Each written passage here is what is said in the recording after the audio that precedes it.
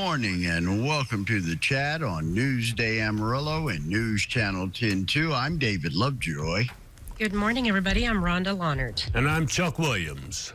We really want to highlight this point. As the weather gets warmer, we get more active.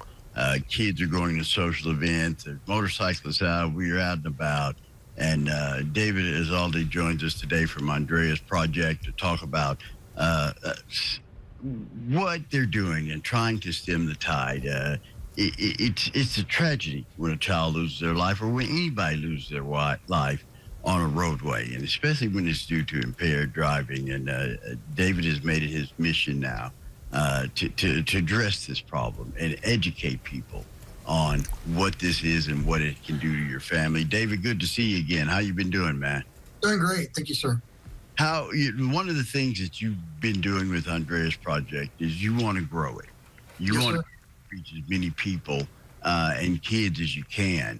How is that going? How's the fundraising going? How's the support of the community been coming along?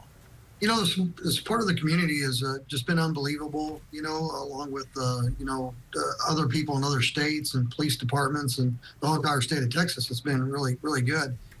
We hadn't really had a reason to fundraise until recently, as we have projects that, require larger money and things that we're doing.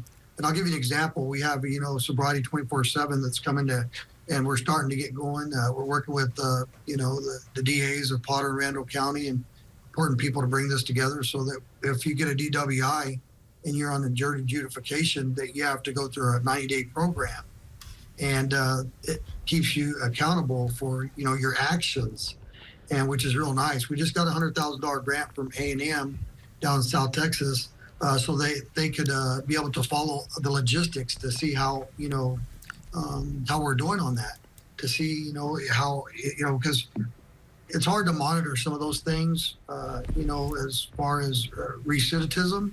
But whenever you have somebody on the third party doing that, it sure brings a lot more to the table. Whenever you're talking to like Greg Abbott and you're saying, hey, look at our numbers, look what we've done in 2 years. Look at the progress that we made. Let's make this a state law. So we're working at that level, which is awesome. And we just got some fantastic people on the board. We've got a shoot coming up on July 27th at River Break Ranch, which would be real nice. Yesterday or Wednesday, we were invited over to Dalhart to speak to their own entire high school about drinking and driving and the kids, because, they'd just been devastated with a lot of lives lost in that area. And so, like last night, just for an example, and this morning, we have accidents on motorcycles and people drinking and driving. It's just horrible. I mean, we're second in the state per capita with alcohol-related accidents. Somebody has to do something because it's horrible. So many people are affected by this drinking and driving and drinking or driving under the influence. So we're just trying to make a difference. Yes, sir.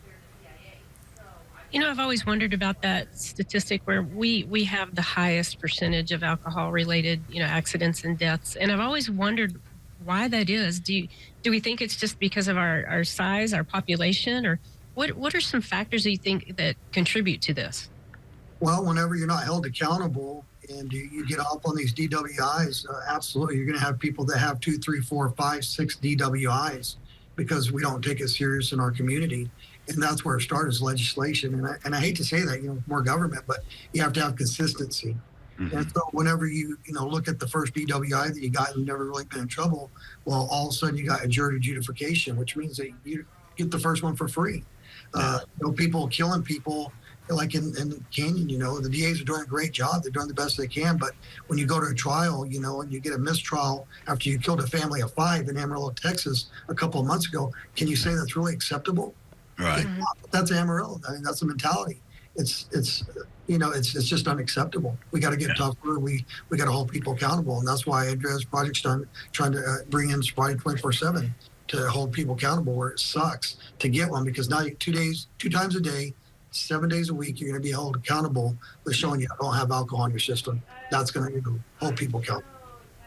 Do you find that some of the message of the project may be falling on deaf ears as far as the kids? I mean, let's say you talk to the kids and, you get the, oh, well, okay, just another thing, another project, another sermon, does that ever come up? You know, I wish I could say that maybe there was some truth to that, but unfortunately, you know, with no one talking to these kids and them not hearing the lessons, absolutely not. Yesterday, there was 250 kids from Dalhart that I spoke to, and you could hear a needle drop. You know, Wow. real life, a real young lady, Andrea, you know, Elizalde that died. There's a lot of other students that died. There's a lot of people in their community that are affected by alcohol. The small cities like Fritch, where a kid's drunk and throws 3 or 4 kids out and the kid dies. It's just everywhere. And so whenever you talk about it and they get out and they look at her car and they say, "Wow, this is real life," they do listen. I mean, it's crazy how many hugs I get and how many praises I get to say, "We know that you saved a life and made a difference." So I haven't had that yet because nobody's out there doing what we're doing. Yeah, and that's the rarity of it is you're going to the heart of the matter. You're going to where the people are, where the kids are, and Yes, I sir. think that's what makes Andrea's project so special. It really doesn't come off as a sermon. You're not preaching to kids. You're just telling them the facts. Using T. Miller to bring out a vehicle that's been in an accident, to show those kids what this looks like, and the drunk driving simulator programs you have. It is a new way to approach this, and it's a new way to start this conversation. It's been needed for a long time because that's frustrated me too, David, where you basically get the first 1 or 2 DWIs on the house Yes, based sir. on the legal system. And I just never understood that. I think if you get one, there should be some serious ramifications right then and there for that. You are correct about that too, and as you said that, it's interesting because you know we can only do so much, and whenever you talk about getting a DWI, and the reason why people have 2 or 3 is because, and it's not the DA's fault. I mean, after COVID, you know we've got 1,1300 felony cases that got to be tried. That's 3 or 4 years down the road. So you get your first DWI, next day you're out of jail. It's just, you know, where does it stop? Well, they can't keep you in jail forever. I get it. But in the future, we're all working towards making it better with the DAs. And so it would be nice to have a special court just for DWIs where you didn't have to stand in line and you weren't Right. that 265th person, you know, and that's what we need. And that's what we're working towards too, you know, with our government of Amarillo and Canyon, because you got to have something that separates everybody from everybody, if that makes sense. And if you're held accountable in the 30 days or 60 days you go to special court, it would make a difference because it just takes too long to get clarification of what's going on. Whether you killed somebody or not, I mean, we're still looking at 3 or 4 years before you go into court and you're held accountable. An example is the gentleman that was driving my daughter's car. You know, he killed her. He's out. He's in the hospital. And 11 months later, he's out at 7 Bar and Grill at 17 years old, drinking again and going to drive again. He gets beat that night and he ends up dying of a blood aneurysm. Oh my God. Yeah, I mean, imagine if he would have went to court and held accountable. There's one life saved because he Right. said, "Look, I had to pay the consequence." Instead, 17 years old, he gets beat and then dies the next day. Oh my gosh, that's just outrageous. Support this great effort, this great cause, Andrea's Project. Go to andreasprojecttx.org. Find out, plug in. If you've got young people, this is a great way to start the conversation. Andrea's Project, Texas.org. Help out, make the difference, change the way things are. David, thank you so much for your time this morning. You're welcome. Thank you. I appreciate you guys. Anytime. All right. Have a great and safe weekend. You know the 2 rules. Be kind, be careful. We'll see you Monday on the chat.